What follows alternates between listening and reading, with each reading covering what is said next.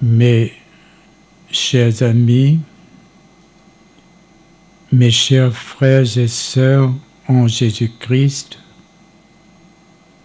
le sujet de nos réflexions et de nos méditations aujourd'hui, le 20 août 2024, portera sur la vie et la mort du pape au sourire Jean-Paul Ier. Oui, mes chers amis, qui était le pape au sourire Jean-Paul Ier? Le pape au sourire Jean-Paul Ier était Albino Luciani, né le 17 octobre 1912 à Canale d'Argodo en Italie. Il est mort le 28 septembre 1978 au Vatican. Il est le 263e pape de l'Église catholique, élu le 26 août 1978. Son pontificat ne durera que 33 jours, ce qui en fait le plus court du XXe siècle et l'un des plus courts de l'histoire de la papauté. Il est ordonné prêtre le 7 juillet 1935.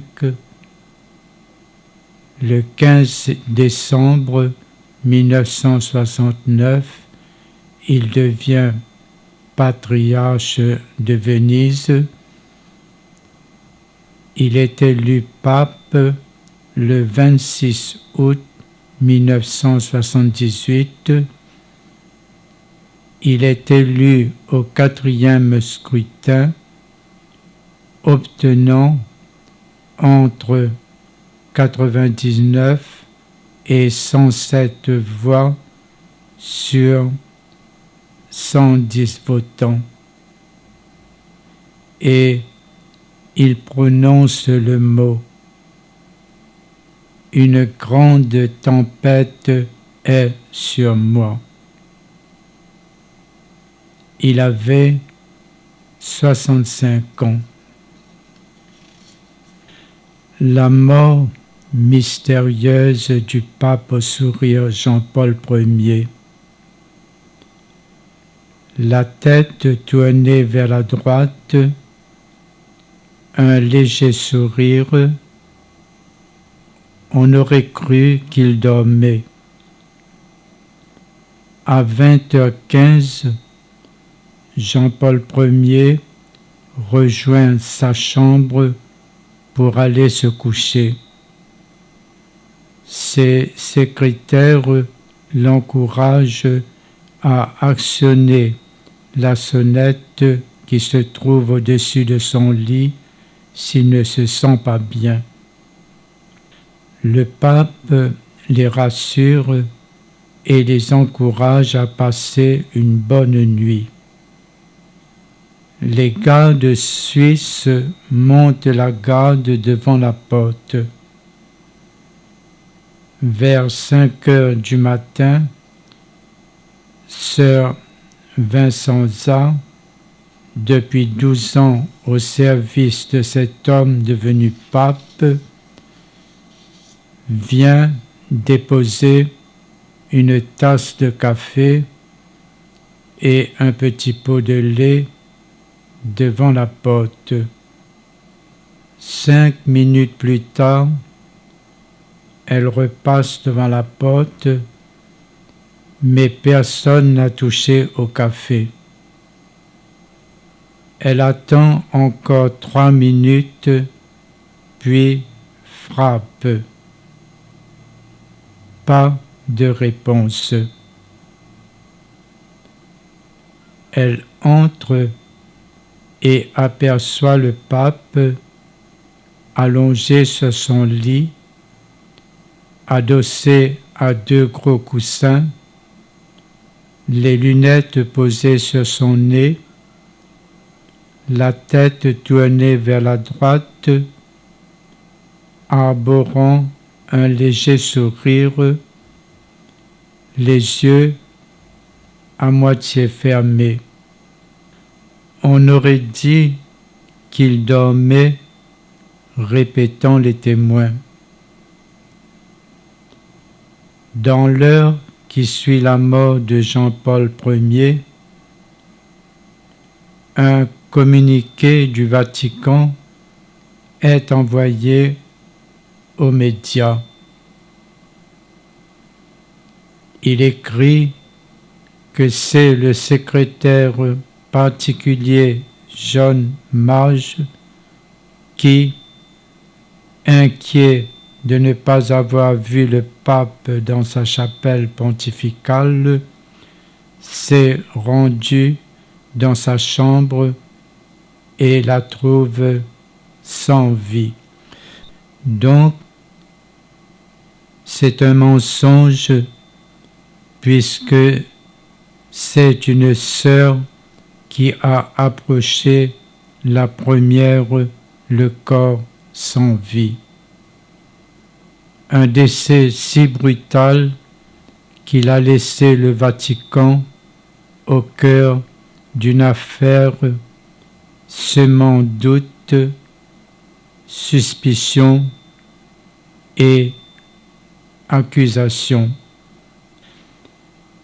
L'éphémère pape au sourire Jean-Paul Ier avait dit au début de son pontificat que Dieu pourrait très bien être représenté comme une femme puisqu'il n'a pas de sexe. Dans l'Angélus du 10 septembre 1978, le pape Jean-Paul Ier disait « Dieu est papa. Plus encore, il est mère. »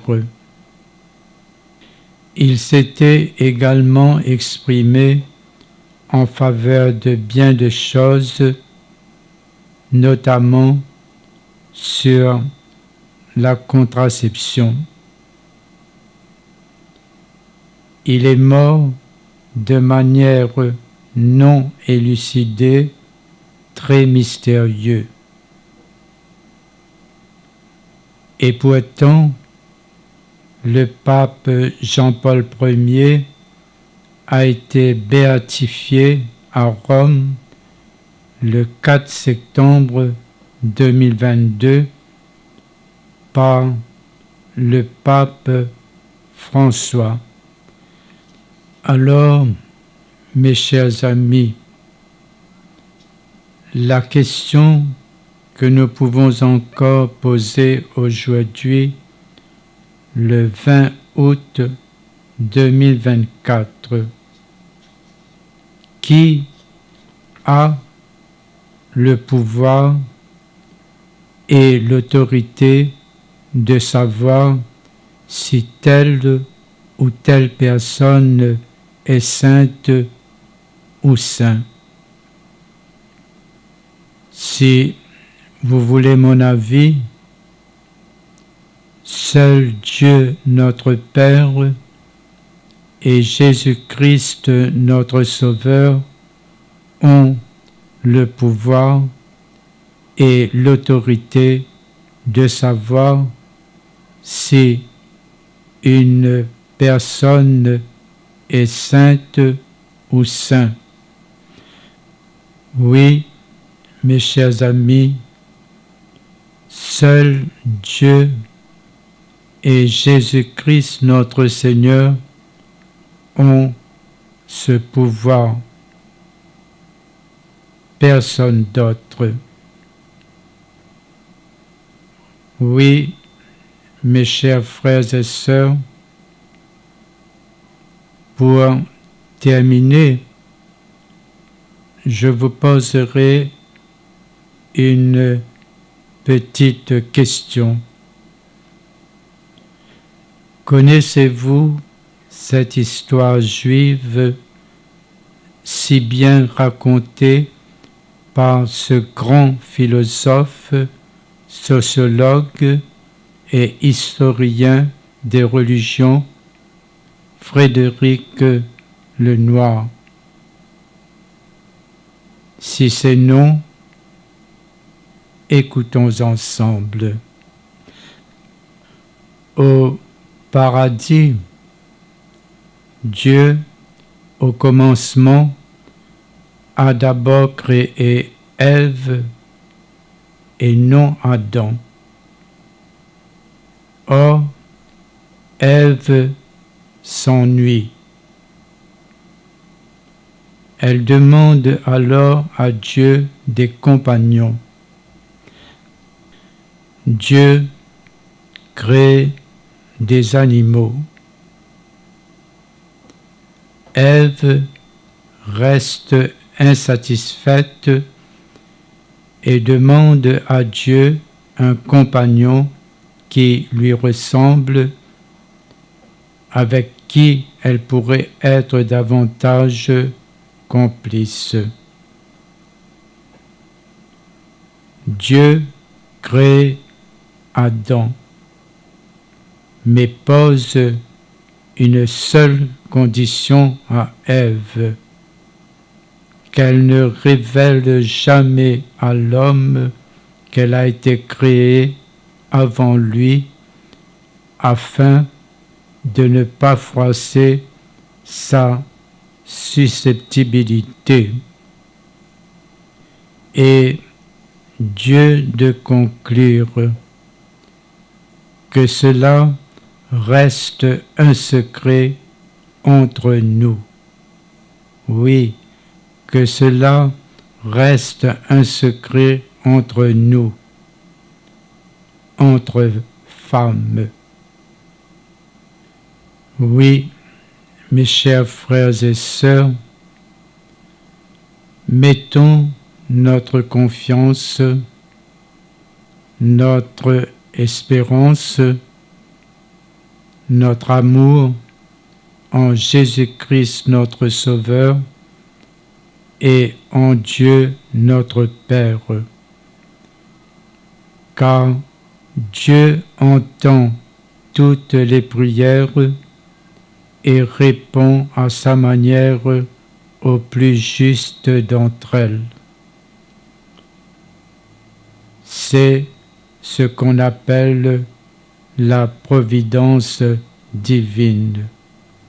Oui, la providence divine. Merci, merci, merci pour